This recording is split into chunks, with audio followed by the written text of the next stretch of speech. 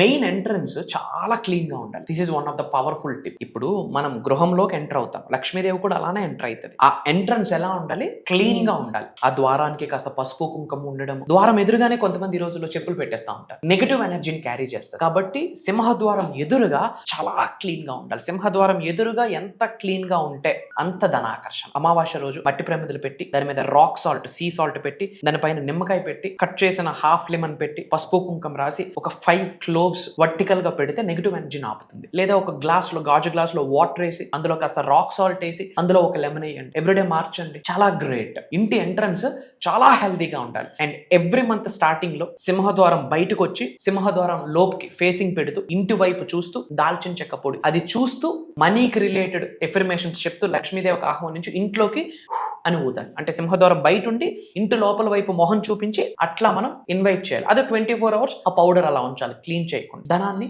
ఆకర్షిస్తుంది. బిగ్గెస్ట్ వాస్తు టిప్ అని కూడా మనం చెప్పొచ్చు. అండ్ ముఖ్యంగా ఉత్తరం వైపు, నార్త్ వైపు మనం బ్లూ కలర్ బల్బ్ పెట్టుకుంటే చాలా శుభం. బ్లూ కలర్ బల్బ్ చాలా శుభం. అంటే వాస్తు పరంగా గ్రేట్ యాడ్ ఆన్ అని చెప్పొచ్చు, గ్రేట్ రిజల్ట్ ఇస్తారు.